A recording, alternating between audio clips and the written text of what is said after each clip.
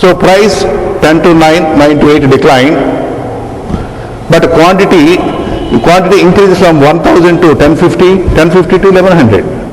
So the law of demand, as per law of demand, when price declines, quantity increase. But how you have to see the response of quantity, how quantity is responding. Proportionally less responsive, that what we want to say. You now calculate total revenue, 10 into 10, 1000, 10,000, 9,450, 8,800. Price declined from 10 to 9, 9 to 8. Total revenue declined from 10,000 to 9,450 to 8,800. That means these two move in the same direction. Price declines and total revenue declines. Price increases, total revenue increases. So in case of inelastic demand curve, you need to increase the price to get more revenue. A high price brings more revenue and a low price brings less revenue in case of inelastic demand. So the same thing you can graphically present with the diagram, same diagram. We know the shape of inelastic demand curve is relatively a steeper one. Let us see. This is original and large decline in price, small decline in quantity. So OP1A, OPAQ, OPAQ is first rectangle, OP1BQ1 is second rectangle, and this is the common area, and we can see that the second rectangle is smaller compared to the first one. That means when price declines, total revenue declines, and when price increases, total revenue increases. So this is inelastic demand. And in case of unit elastic, it remains the same. Suppose let us take these figures. Suppose when price 10 to 9, 9 to 8, quantity 1000 to 1111 and 1250, imagine. So what is price into quantity for 10,000? 9 into 1111, that is 9,999, and you round it off as when it is rounded off, it becomes 10,000, and 8 into 1250 again 10,000. That means when price declines to 10 to 9, 9 to 8, or when increases from 8 to 9 or 9 to 10, total revenue remains the same. That is unit elastic, and the shape of unit elastic demand curve is rectangular hyperbola. That is, the areas of the two rectangles must be the same.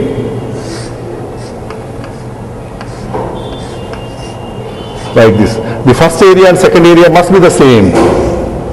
So this is unit elastic demand. That is why it is called a rectangular hyperbola. So that is the relation between elasticity and expenditure. Now, the last point in elasticity is measurement of elasticity. How to measure the elasticity of demand for a product? Measurement.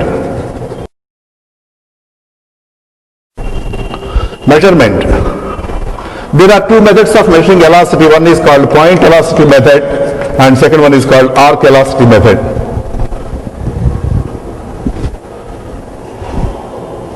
Hitherto, we are saying that the entire demand curve is say this is elastic, and this is, if it is written as steep or inelastic. Elasticity or inelasticity, it is applied to the whole curve. But elasticity may vary at one price range, and it may be elastic at one price and inelastic at another price. For example, if the demand curve is like this, you see here it is more flat, that is elastic range, and here it is more steep, that is inelastic. So elasticity may vary from one price range to another price range. Or you can also have another shape of demand like this. Here it is inelastic, more steep, it is more flat, elastic. So the point is elasticity may vary from one price range to another price range. So strictly speaking, it varies from point to point also. Elasticity varies from point to point also. So how to measure elasticity? The formula for elasticity, EP is equal to P by Q times delta Q by delta P. Okay, that we have seen. So given the demand curve,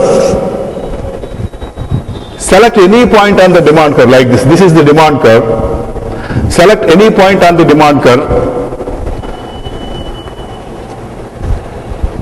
Say you want to measure elasticity at this point, at say point P. The simplest way is you draw a tangent, extend this tangent to x-axis and also to y-axis like this. You call this as AB. Lower portion of the tangent divided by upper portion gives you elasticity at this point. That is EP is equal to PB by PA. Method of measuring elasticity is arc elasticity.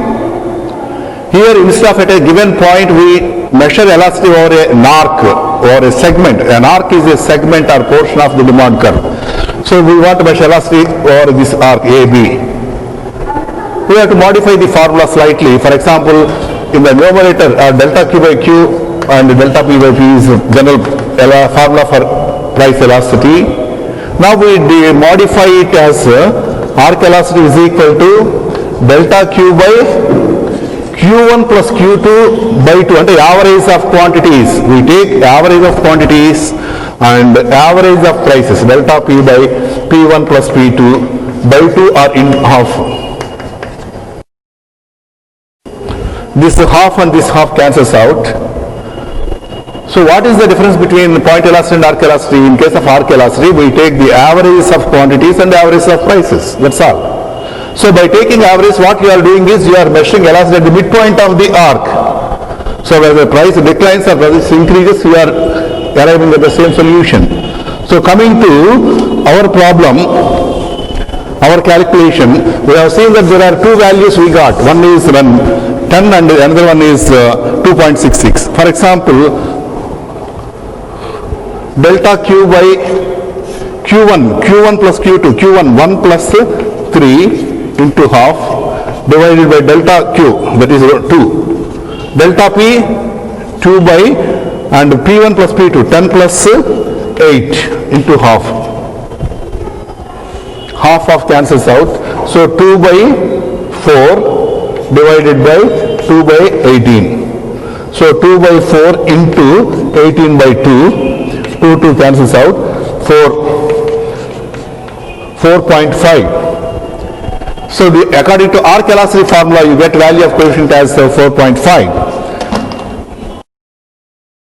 The last aspect is elasticity of a linear demand curve. When the demand curve takes the shape of a straight line, we call it as linear demand curve. The demand curve, even if it is a straight line, we call it as demand curve. For example, this is the linear demand curve. Elasticity of a linear demand curve varies from point to point. For example, at the midpoint, we know lower segment by upper segment are equal, so it is equal to 1. Above the midpoint, value of coefficient is greater than 1. Here, value of coefficient is less than 1. Here it is 0, and here it is infinity. So this is how the elasticity of a linear demand varies from point to point. At the midpoint, elasticity is equal to unit elasticity, and above the midpoint demand is elastic, and below the midpoint demand is inelastic. So elasticity declines from infinity to elastic, elastic to the unit elastic and inelastic, and finally becomes 0. And when a linear demand curve shifts upwards like this, suppose here it is at this price, it is unit elastic, but if you at the same price, it becomes inelastic. So when a linear demand curve makes an upward shift, elasticity declines from unit elastic here and it is inelastic here at the same price. So whenever there is a upward shift in the linear demand curve, elasticity declines. Now what are the determinants of elasticity? Why the demand for certain commodities is elastic and why the demand for certain other commodities is inelastic? There are three basic determinants of demand for elasticity. The first determinant is the number and closeness of its substitutes. How many substitutes are there for a commodity? That is one major determining factor. And second one is the commodity's importance in the buyer's budget. And the third one is number of uses. If a commodity is having more close substitutes, its demand tends to be elastic. And similarly, if a buyer gives more importance in his budget, for example, how much a fraction of money is devoted to a particular commodity. Take the case of salt or say matchsticks. Very small, negligible amount of budget amount is allotted for these commodities. So for such items, when price increase or decrease, it doesn't matter. That means demand is inelastic. Third one is number of uses. If a commodity is having more and more number of uses, its demand tends to be elastic. If there are less uses, inelastic, and if there are more uses, demand is elastic. And there are two more elastic concepts. One is called income elasticity and cross elasticity. Let us see these two also.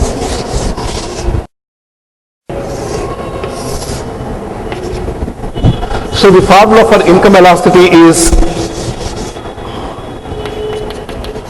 percentage change in income by percentage change in quantity by percentage change in income. That is delta Q by Q divided by delta Y by Y. This is the formula for income elasticity. And depending on the value of coefficient, here also we can classify elasticity into 5 types. Income elasticity into 5 types. For example, if it is equal to 1 unit elastic, income elasticity is said to be unit.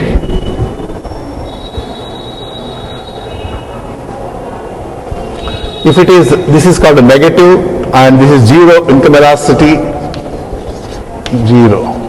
This is elastic demand,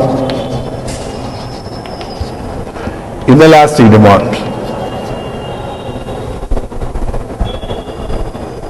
And we call it as, so here there is a specific word, low income elasticity, unit income elasticity, high income elasticity. We use the words high income, 0, negative, okay. Depending on the value of coefficient, the income elasticity may be classified into 5 types. Low income elasticity, a relatively larger change in income causes a smaller change in quantity. This is called a low income elasticity. A more flat curve. It is, if it is say 45-degree line, that is unit income elasticity. That is change in income and change in quantity is proportional. If change in quantity is more than proportional, then high income elasticity. And it is 0. Whatever will be the change in income, quantity response is 0. That is called 0 income elasticity. And it is called negative. That is when income increases, quantity declines, not increases. This is an exception generally like that. So a negative income elasticity commodities are called inferior goods. So commodities may be classified into normal goods and inferior goods basing on the value of coefficient. So commodities with negative income elasticity are called inferior goods. And commodities with positive income elasticity are called normal commodities. So there is using this income elasticity concept, you can classify commodities into 2 types, normal commodities and inferior goods.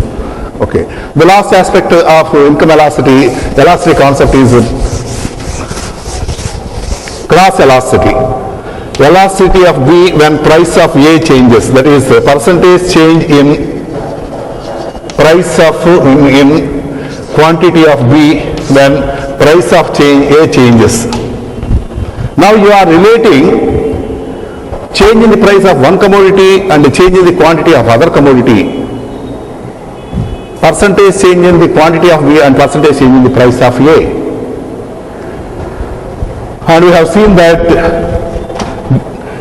if the two move in the same direction, in case of substitutes, the value of a coefficient is positive if there are 2 are substitutes.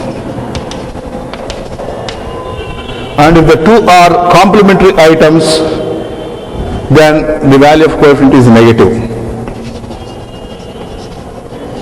Just like demand curve.